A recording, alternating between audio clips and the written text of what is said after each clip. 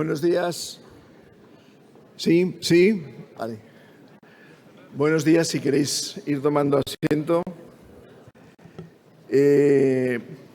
Estimada secretaria del Ministerio de Asuntos Económicos y Transformación Digital, querida Amparo, estimado consejero de Economía y Hacienda del Gobierno vasco, Pedro, queridos amigos, llegamos al final del Congreso y con la suerte de también contar con nosotros dos personas que han resultado claves para la auditoría de cuentas en España, ¿no?, en los últimos años y que seguramente lo van a seguir siendo en el futuro.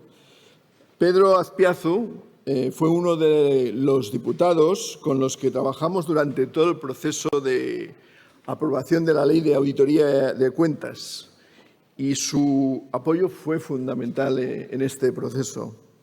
Y Amparo ha sido, entre otras iniciativas, responsable directa de la aprobación del vigente reglamento de auditoría y de la reciente reforma de la ley concursal, y además está jugando un papel fundamental en la configuración del marco legal de la información sobre sostenibilidad en España. Así que vamos a tener muy buenos ponentes ahora. Yo les voy a dar inmediatamente la palabra, pero creo que antes de escucharlos es importante que, por su cercanía, trasladarles las principales conclusiones del Congreso. Para mí, después de haber escuchado las ponencias, me quedan claros los 5 grandes retos a los que nos enfrentamos. Primero, un mercado de servicios en expansión, con nuevas oportunidades de negocio, pero con márgenes muy ajustados. Segundo, necesidad de invertir intensamente en nuevas tecnologías. Tercero, una evolución demográfica que condiciona como nunca nuestra capacidad para atraer y retener talento. Cuarto, un marco normativo que tendrá que adaptarse a la revolución ESG que vivimos y, por último, una supervisión y un marco técnico que van a seguir incrementando su complejidad y digitalización. Para responder a estos retos, los auditores vamos a tener que hacer nuevos esfuerzos en implementar mejoras en nuestros procesos internos, rediseñar las carreras profesionales de las firmas y ampliar nuestra multidisciplinaridad para dar entrada en las firmas a todo el know-how que la revolución ESG exigirá. Para responder a estos retos necesitamos que Gobierno, partidos políticos, supervisor y resto de instituciones con las que trabajamos apuesten por una seguridad normativa. También hay que dar tiempo a que nuestra Ley de Auditoría de Cuentas y el reglamento para ver cómo funcionan, ¿no? Y que también apuesten por el diálogo y el máximo consenso en las reformas que va a requerir el marco legal de sostenibilidad, ¿no? Nos ponemos a vuestra disposición para trabajar desde ya en todos los textos legales que deben aprobarse y es fundamental desarrollar un marco normativo sin ambigüedades, homogéneo. Desde el Instituto nos comprometemos a apoyar a auditores e instituciones en la búsqueda de respuestas a todos estos retos. Y hoy a modo de ejemplo, damos un nuevo paso en esta dirección, presentando el documento sobre Best Practices en materia de equidad, promovido por el Grupo de Equidad y que tiene a que ayudarnos a aprobar una de nuestras grandes asignaturas pendientes, que es el acceso a la condición de socias a las mujeres en nuestras firmas, ¿no?, que es un elemento clave para responder nuestra responsabilidad social como sector y al reto demográfico al que me refería. Esperamos que sirva para que las firmas avancéis y promover debates y nuevas líneas. Es el documento que os han entregado al entrar en la sala. Y ya sin más, y tras esta breve reflexión sobre los temas que hemos abordado, pasaré a dar la palabra a los dos protagonistas de la clausura. Y en primer lugar, Tiene la palabra dona Amparo López Novillas, subsecretaria del Ministerio de Asuntos Económicos y Transformación Digital. Un aplauso.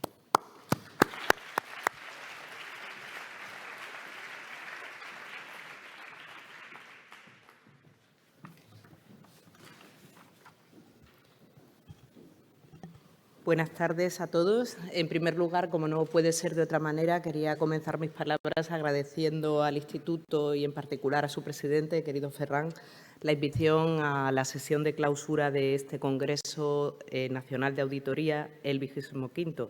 Y además, como yo también he accedido, también se me ha entregado el documento que acabáis de elaborar, pues felicitaros muy especialmente por su elaboración, lo leeré con detenimiento, puesto que en alguna de las reuniones que hemos mantenido, en estas reuniones de trabajo bilaterales, alguna vez algunos de los temas sobre los que os he preguntado al sector es por qué esa brecha, ¿no? Y cómo hacer para vencerla. Entonces, me parece que ese documento puede ser un gran punto de partida para evolucionar en ese sentido.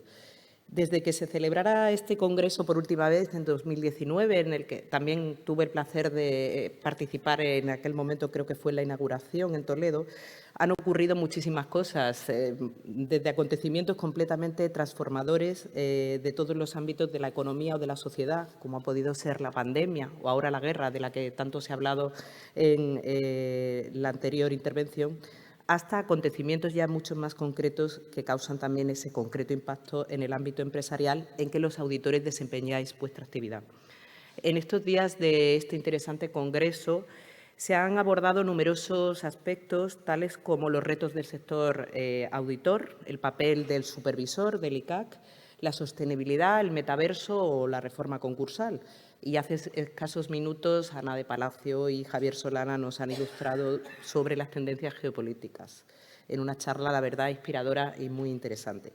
Como el tiempo de la clausura es limitado, y yo creo que lo importante ya lo habéis dicho vosotros a lo largo de estos días, me vais a permitir referirme en estas palabras de cierre a 3 temas.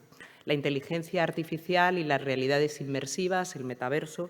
Hoy, concretamente, aproveché mi visita, o estoy aprovechando también mi visita a Bilbao y a este congreso para poder asistir también a una charla interesante y muy inspiradora que ha protagonizado la Secretaría de Estado de Digitalización sobre inteligencia artificial, algoritmos verdes, cómo la transición digital y la ecológica deben combinarse. Por tanto, que hayáis elegido estos temas de las realidades inmersivas o del metaverso en vuestro congreso también me hace ver cómo estáis, en los temas realmente punteros, interesantes y disruptivos. Además, también me referiré, como ha señalado Ferran, a las nuevas tendencias en materia de sostenibilidad y, en particular, a la directiva que se acaba de aprobar, como sabéis. Y luego, en último lugar, a la reforma concursal. En lo que se refiere a las realidades inmersivas, al metaverso, creo que no podemos obviar que van a redefinir, o más bien están ya redefiniendo nuestra manera de estar en el mundo. En ese espacio los datos se multiplican y se refieren a áreas muy variadas, desde información sobre nuestras constantes vitales, pasando por nuestros hábitos de consumo o tendencias afectivas. En definitiva, cedemos prácticamente cualquier aspecto de nuestra personalidad.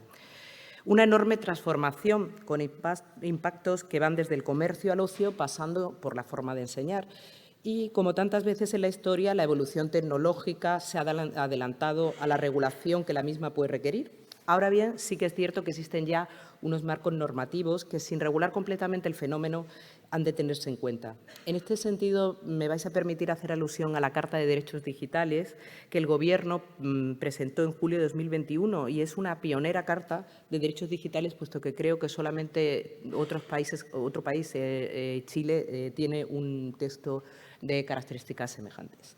La Carta declara la igualdad de derechos y libertades en el entorno digital y en el analógico con la finalidad de reforzar aquellos y de generar certidumbre en los ciudadanos para que estos tengan la seguridad de que sus derechos quedan intactos, se encuentren en el entorno en el que se encuentren. Y si bien la Carta, como tal Carta, no tiene un carácter normativo, propone un marco de referencia para la acción de todos los poderes públicos y, además, pretende servir de guía para futuros proyectos legislativos. En definitiva, las realidades inmersivas suponen un avance en muchos campos que van a requerir en los próximos años debates éticos y jurídicos y la necesidad de establecer límites, garantizando en todo caso, en todo momento, el carácter humano de la transformación tecnológica. Además, como señalaba, también se ha abordado durante estos días el tema de la sostenibilidad y la revolución ESG, como señalaba Ferran, y en este contexto se ha aprobado el pasado 11 de noviembre por el Parlamento Europeo la Directiva de Sostenibilidad, que supone la modificación de la Directiva de Información no financiera de 2014 y está previsto que el Consejo la adopte el día 28. Creo que, dado el foro en el que me encuentro o en el que estamos, merece la pena detenerme en algunas de las novedades, pero en particular en cuanto a la verificación de la información en materia de sostenibilidad, puesto que esto es un aspecto que a vosotros os afecta o en el que estáis muy implicados. En primer lugar, en cuanto a la directiva, se obliga a que los Estados miembros procedan a esta verificación de la información en materia de sostenibilidad, una cuestión que nosotros a la que ya habíamos avanzado en la Ley de Información no financiera de 2014. En segundo lugar, se hace ya una equiparación entre los requisitos de la verificación de la información de sostenibilidad con los de la verificación de la información financiera. Se busca a medio plazo un nivel de verificación similar entre ambas y, en este sentido, se trata de empezar con lo que se llama una verificación limitada. No obstante, una vez adoptadas ya las normas pertinentes, esta pasará a ser un nivel de verificación razonable. Además, la directiva contempla la opción de que la verificación de la información sobre sostenibilidad también pueda ser prestada por un verificador de servicios independiente, distinto del auditor, opción que ya teníamos recogida por la normativa, si bien ahora deberán estos verificadores o prestadores de servicios de verificación independiente estar sujetos a requisitos coherentes con los establecidos en la Directiva de Auditoría para los auditores. Entre otras cosas, se extiende el régimen sancionador de los auditores. Y, por último, indicar que el resultado de la verificación debe incluirse en un informe. Por tanto, en principio, habrá dos informes, el de información financiera emitido por el auditor y la opinión sobre información en materia de sostenibilidad, bien por el auditor o por el verificador. Y si el auditor realiza ambas revisiones, se puede incluir todo en el informe de auditoría, si así lo decide el Estado miembro. En cuanto a los auditores que realizan la verificación de la información sobre sostenibilidad, también hay algunas novedades. Se añade a la lista de servicios prohibidos la prestación de servicios de consultoría para la elaboración en materia de sostenibilidad y se establece la obligación de que el auditor especifique anualmente a la autoridad competente los ingresos generados por la verificación de información en materia de sostenibilidad. Por último, en relación con este particular, me gustaría destacar un tema que creo que va a mejorar sensiblemente los usos de esta información y es un tema por el que se ha apostado decididamente desde el Gobierno, y es la necesidad de contar con estándares europeos para la elaboración del informe de sostenibilidad. Como señalaba anteriormente, las normas se están elaborando por el EFRAG, tanto las generales como las de pymes, con la participación de España a través del ICAC y posteriormente serán aprobadas por la Comisión. Esta circunstancia ha implicado cambios en la estructura del EFRAG, la ampliación de la Asamblea, incorporando a representantes de sectores afectados por la información de sostenibilidad, como consumidores, sindicatos, académicos u ONGs, y la creación de dos consejos, uno de información financiera y otro de sostenibilidad. España, como no podía ser de otra manera, estará presente en los dos consejos del EFRAG y también en la Asamblea. Y con esto último querría enfatizar un ámbito en el que se ha hecho un especial esfuerzo en los últimos años, que es aumentar la presencia de España a través del ICAC en el ámbito de la regulación de la información corporativa. El ICAC, a través de su aportación anual al EFRAG, que ha aumentado, ha asumido la posición equivalente a los otros países comparables, los considerados grandes como Alemania, Francia o Italia. Esa apuesta resulta fundamental y está sirviendo para que se tengan en cuenta los posibles efectos de la normativa internacional en lo que se refiere a las empresas españolas y se logren adaptaciones a nuestra realidad. Como podéis ver, todas estas novedades van a cambiar elementos importantes en la divulgación de la información y su revisión. Estamos ante un cambio fundamental para las empresas, pero también para todos los profesionales, para todos vosotros, profesionales que os vinculáis a la información corporativa. La actividad de elaboración y de verificación de la información también tiene que transformarse y adaptarse a un entorno eminentemente digitalizado, en el que además la información sobre sostenibilidad requiere ya una relevancia que se va acercando a la de la información financiera clásica. Pero, como señalaba Ferran, para que esta reforma sea el verdadero cambio que necesita la transparencia empresarial, necesitamos del trabajo y de la colaboración de todos los actores, la sociedad, la Administración, las empresas y el tercer sector. Es un esfuerzo colectivo en el que todos debemos trabajar de manera conjunta y que revertirá también en beneficio de todos. En último lugar, voy a terminar ya mis palabras refiriéndome a la reforma concursal que se ha llevado también muy recientemente a cabo por la Ley de 5 de septiembre, que ha reformado el texto refundido de la Ley concursal. Con la aprobación de esta reforma concursal, en primer lugar, estamos cumpliendo con un hito del Plan de Recuperación, Transformación y Resiliencia, que, como sabéis, es la hoja de ruta del Gobierno en estos momentos. Permitidme hacer un breve inciso en relación con el Plan de Recuperación. Sabéis que es un plan en el que, aparte de cuantiosas inversiones, también se prevén reformas estructurales. En relación con las inversiones, es un plan que tiene el objeto de movilizar hasta 160.000 millones de euros, 70.000 en transferencias y luego, a partir de que se elabore y apruebe la adenda, 84.000 en préstamos y otros 7.700 en transferencias adicionales. Como decía, del plan de recuperación a veces se habla mucho de las cifras y de las inversiones, pero no se habla tanto de las reformas estructurales que se están acometiendo precisamente para garantizar el cumplimiento de los hitos y objetivos que permiten precisamente poder acceder a esos desembolsos económicos. Dentro de esos hitos y objetivos, dentro de los hitos legislativos, figura la ley concursal y también otras leyes impulsadas por el Ministerio de Asuntos Económicos y Transformación Digital y por otros ministerios, todas ellas con el objetivo de reforzar el tejido productivo, impulsar el crecimiento económico y propiciar una verdadera transformación de nuestro modelo social y económico. Centrándonos en la reforma concursal, se trata de una reforma ambiciosa que hemos acometido con una triple finalidad. En primer lugar, garantizar que las empresas viables tengan un marco de reestructuración preventiva que les permita continuar con su actividad. Empresas viables que estén pasando por dificultades financieras, pero que puedan reestructurarse de una manera temprana. En segundo lugar, permitir que los empresarios, personas físicas y las personas naturales puedan disfrutar de una plena exoneración de sus deudas, de una verdadera segunda oportunidad. Y, por último, también se ha acometido con esta reforma el objetivo de mejorar la eficiencia del procedimiento concursal con el fin, entre otras cosas, de reducir su duración. Con las herramientas que recoge la ley concursal, a partir de ahora se facilitará que estas empresas viables que se encuentran en dificultades financieras tengan acceso a marcos de reestructuración preventiva que les permitan continuar con su actividad en un momento temprano y no tener que esperar al concurso. La reforma trata, a través de diversos medios, de potenciar la actuación rápida en fase preconcursal.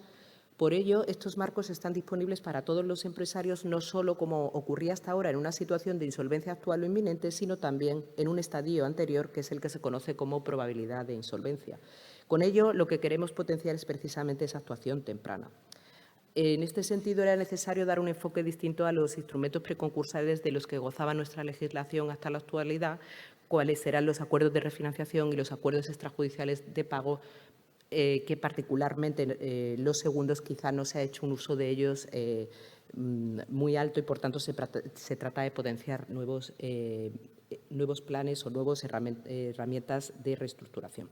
Con estos nuevos marcos de reestructuración, las personas jurídicas o naturales que llevan a cabo una actividad empresarial o profesional tendrán a su disposición los instrumentos necesarios para encauzar las negociaciones con los acreedores y lograr su eficacia, aún en situaciones en las que no exista un acuerdo, gracias, entre otras cosas, a las reglas del arrastre entre los acreedores disidentes.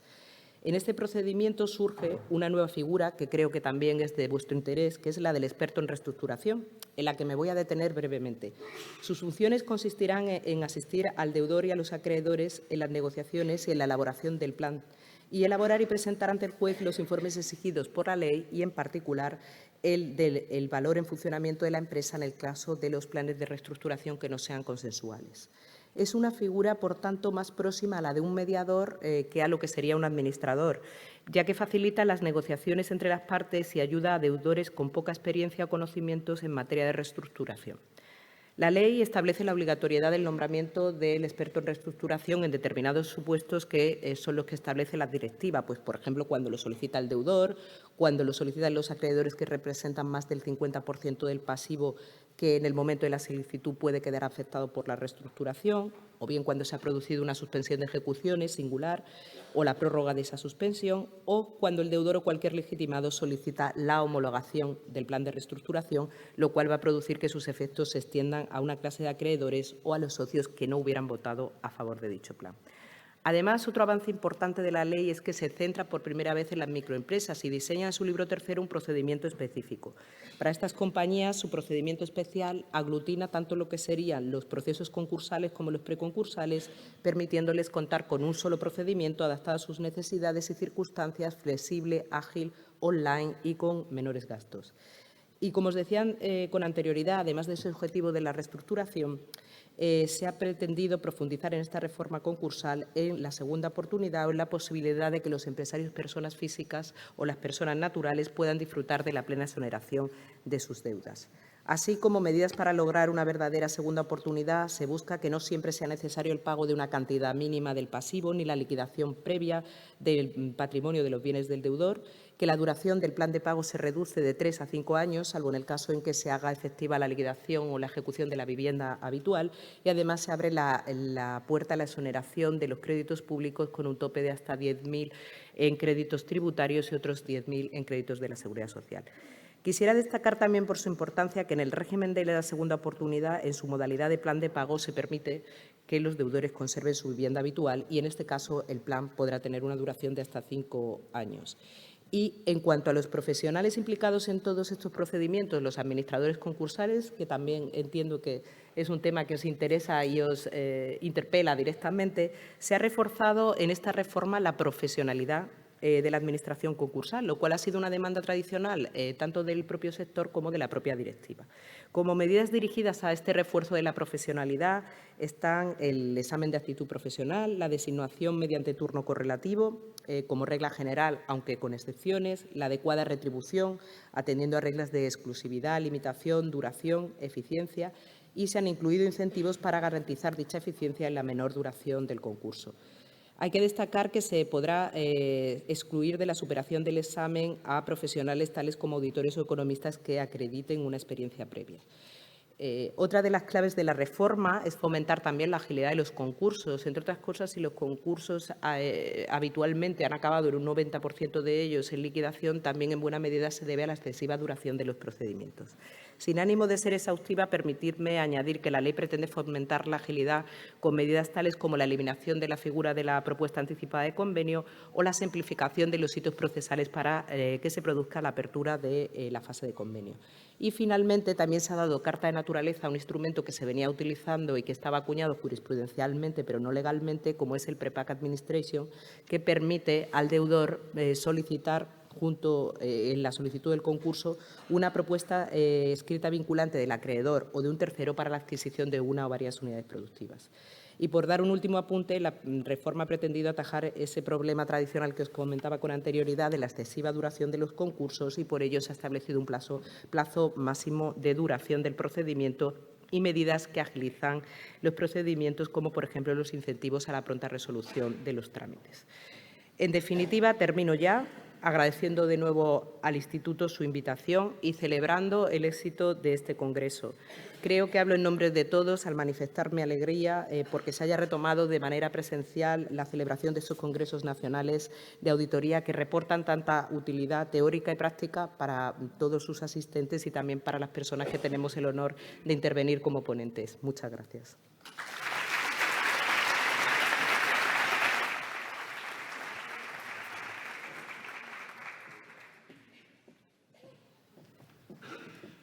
Muchas gracias, Amparo, por tus palabras y por siempre estar a disposición, tu agenda para acompañarnos, como no, en este congreso. O sea que muchas gracias. Y ahora tiene la palabra Pedro Azpiazu, que es consejero de Economía y Hacienda del Gobierno vasco. Pedro.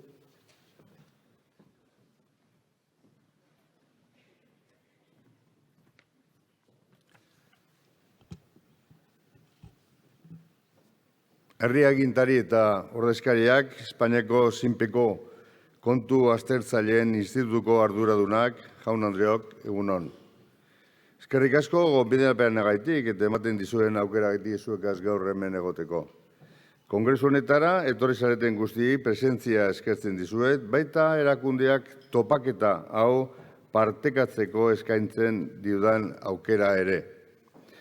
Euskadi acoge de nuevo Congreso Nacional de Auditoría y lo hace en una sede Bilbao que puso la primera piedra para organizar profesional y corporativamente la práctica de la auditoría en el Estado español hace casi ya un siglo. Permítame que lo recuerde. Inspirándose en las normas establecidas en Inglaterra por el Institute of Chartered Accountants, que había sido creado en 1880, los contadores jurados de Bilbao redactaron los estatutos de su colegio que fueron aprobados el 12 de enero del año 1927.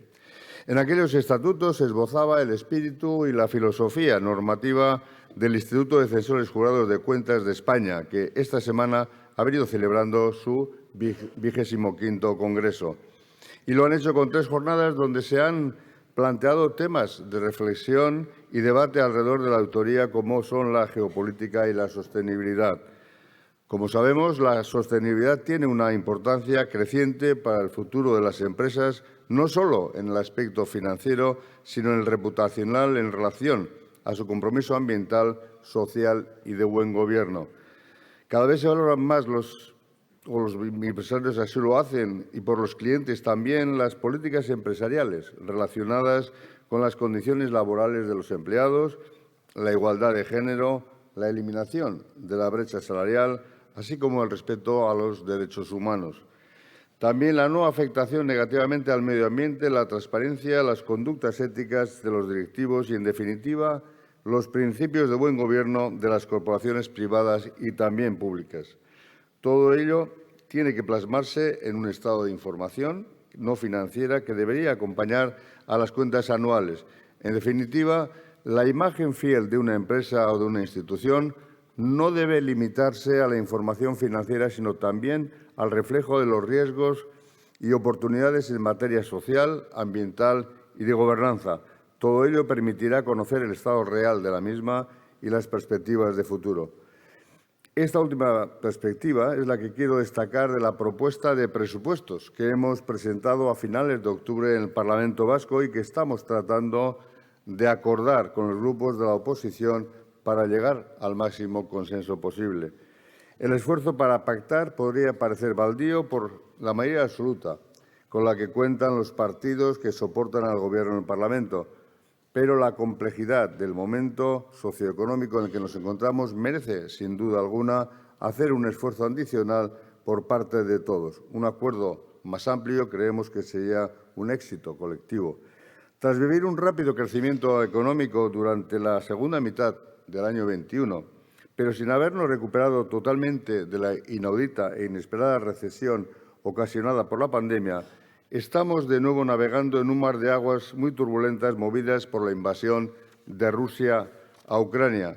Una guerra cruel que, además de acabar con la vida de miles de inocentes y mirando al desarrollo presente y futuro de Ucrania, está causando la ruptura de importantes cadenas mundiales de suministro de materias primas y bienes industriales y produciendo un desorbitado incremento de los precios de la energía. Esto está desembocando en un serio problema de inflación que está minando nuestro sistema y a los agentes que lo conforman. Necesitamos los presupuestos para abordar los grandes retos de futuro a los que nuestra sociedad se está enfrentando a una velocidad inusitada.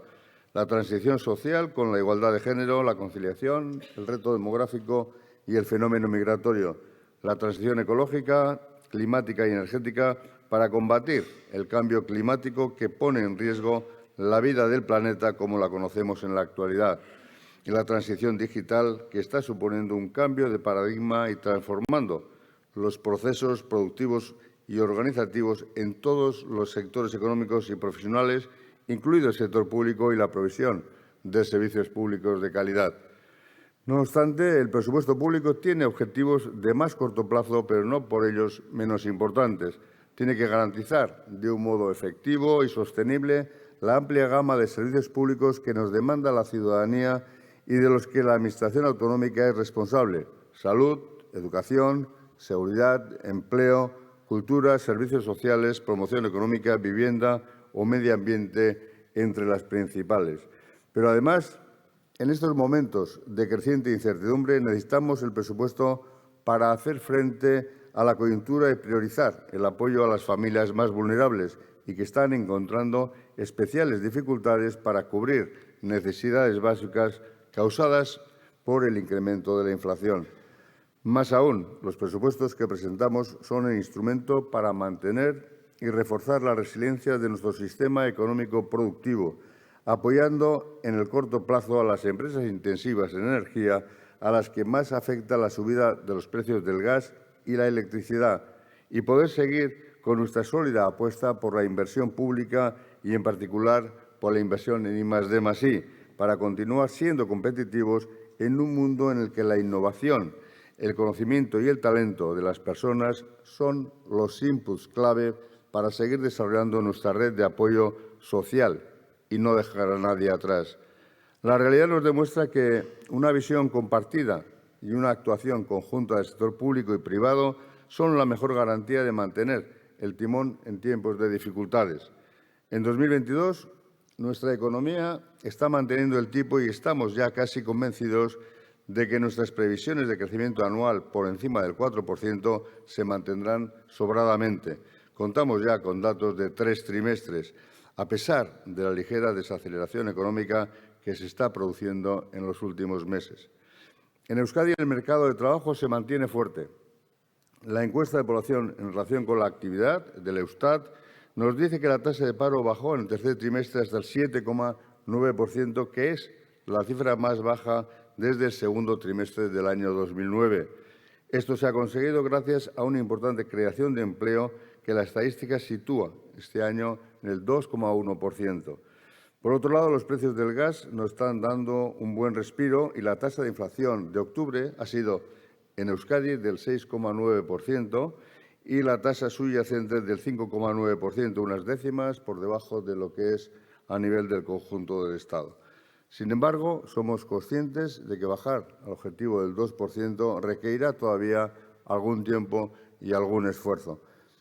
Con todo, no cabe duda de que vamos en la buena dirección y que, si sigue la tendencia, es más que probable que no muy tarde podamos asistir a una cierta relajación de la agresiva política monetaria llevada a cabo por el Banco Central Europeo, que, como nadie se le escapa, endurece las condiciones de crédito y supone un shock adicional al poder adquisitivo de las familias, que tienen que asumir una carga financiera mayor a la hora de pagar su hipoteca. Por su parte, muchas de nuestras empresas están aguantando el tirón y la actividad se está comportando en general muy positivamente. Se mantiene una elevada actividad exportadora y crece la cifra de negocios tanto en la industria como en los servicios. En este último caso, con crecimientos importantes del turismo y las actividades relacionadas. Ahora, la pregunta de millón que todos ustedes estarán haciendo al oír mis palabras es: ¿qué nos deparará el futuro? Somos conscientes de que tenemos una recesión global en ciernes que nos va a afectar mucho en los próximos meses, pero los datos indican que nos cogerá en bastante buena forma, con empresas fuertes, con creación de empleo, con poco paro y unas instituciones públicas preparadas para atender a las necesidades de los colectivos más necesitados. En nuestro informe del tercer trimestre de la economía vasca, que presentamos en septiembre, nuestros modelos de previsión nos dicen que seguirá la desaceleración de la economía vasca durante los 3 primeros trimestres del próximo año, pero que la economía se recuperará ligeramente al final de año, acabando con una tasa anual de crecimiento por encima del 2%, que será capaz de mantener el crecimiento del empleo, con una tasa de paro de alrededor del 8% como media anual. Quiero remarcar que esta tasa de crecimiento está incluso por encima de la tasa de potencial del crecimiento de nuestra economía anterior a la pandemia. Por sectores serán la construcción y los servicios los que mantendrán un mejor comportamiento. La industria, por su parte, es más que probable que se vea más afectada por la recesión que se espera en los países centrales de Europa, en particular de Alemania, y que mantenga un desempeño por debajo de la media. Lo que pase finalmente, al final del año, lo veremos todos, pero lo que sí les puedo garantizar es que seguimos muy atentos a la evolución de los indicadores de la economía vasca. Estamos preparados para lo que nos pueda venir, que está condicionado por una guerra injusta, cruel y salvaje. Con todo, reitero que confiamos en la fortaleza de nuestro tejido productivo, en el trabajo común de todos y de todas, Euskadi auzolana, y en la solidez de nuestras instituciones públicas y privadas para hacer frente a las adversidades. Para finalizar, quiero volver a destacar el importante papel social que ustedes tienen como auditores. Son los que dan garantía y credibilidad a las cuentas del sector privado y, en buena medida, también a las del sector público, y con ello permiten un funcionamiento de nuestra economía social de mercado. Desde el Gobierno les agradecemos la realización profesional de auditorías de las cuentas de todos los entes empresariales, sociedades públicas y fundaciones del sector público vasco. De algún modo, ustedes son garantes de que desde el Gobierno actuamos con el rigor exigido por un criterio de responsabilidad, buscando a través de ello una mejor gestión del dinero de los contribuyentes. Azkenean, eskerrak eman nizkizuet berriro, eskaini didaten aukeragaitik. Ohore handia da 25. Kongresu honi amaiera ematea. Euskadin, Bilbon egin duzun egonaldia maila profesionala eta pertsonalean aberasgarria izango delakoan. Eskerrik asko.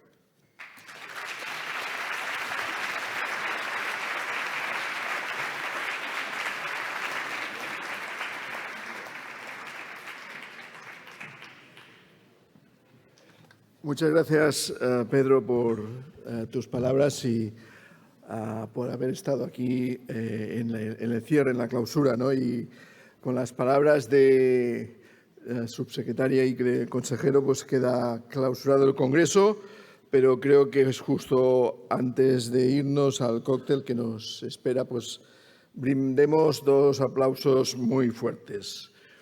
El primero a todo el equipo que ha organizado el Congreso, porque han organizado el mejor Congreso Nacional de Auditoría.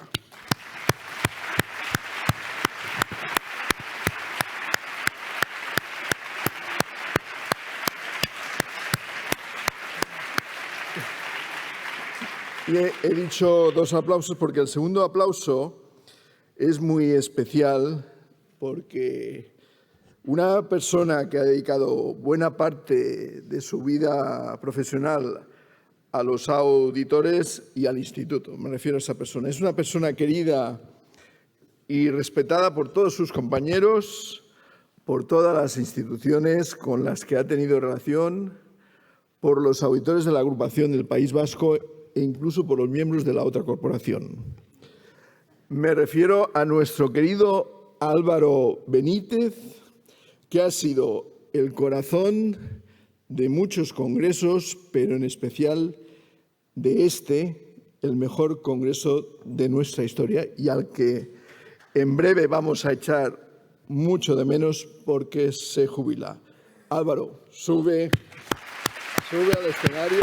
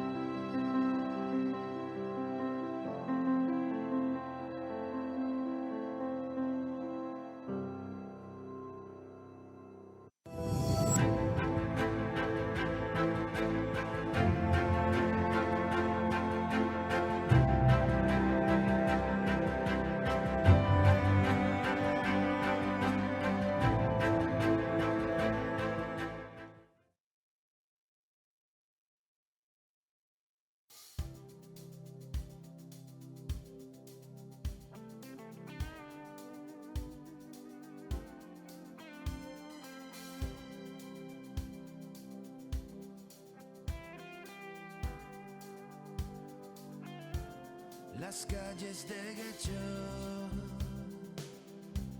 lo vieron crecer, Madrid lo llamó, pero se mantuvo fiel, aunque el Cantábrico a veces lo engaña, contando las horas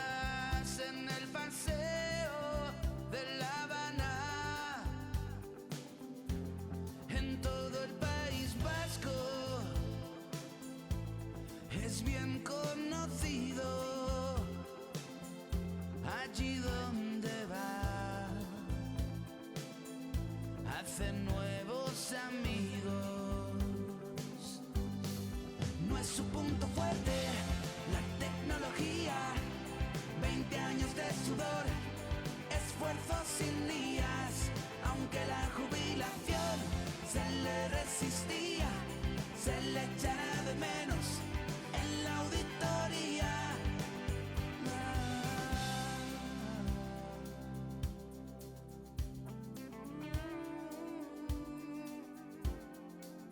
En reuniones online todos se echan a temblar.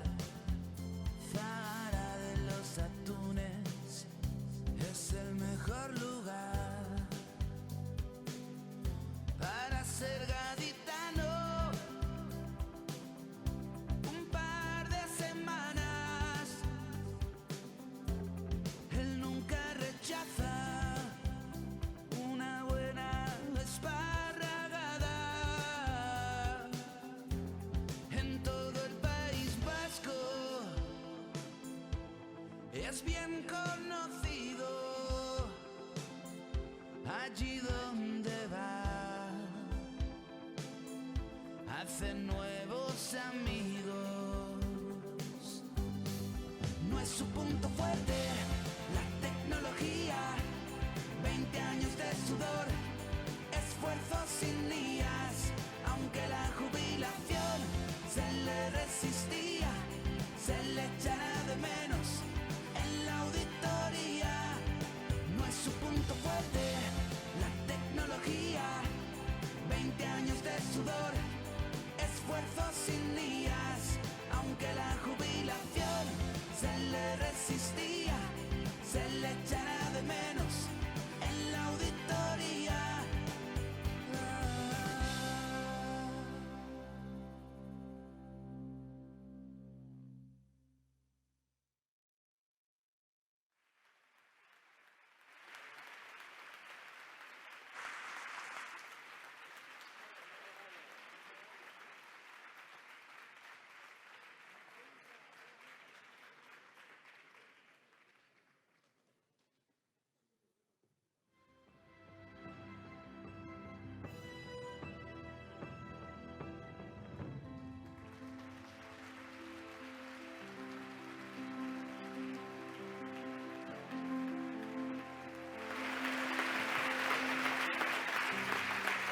Bueno, unas pocas palabras solo para felicitar a Álvaro, que ha sido el gran artífice del éxito de este congreso, y para decir que para mí ha sido un placer y una gozada compartir estos años de presidente y él de gerente de la agrupación. No sé si va a poder decir algo. Como ha dicho Quique Asla, pues los limones lo dieron todo ayer y creo que Álvaro también, pero bueno, vamos a ver. Lo di todo y no sé si voy a poder decir algo, la verdad. Muy emocionante el vídeo, muy emocionante estar con todos vosotros y que esta despedida mía profesional se haga en este 25 Congreso.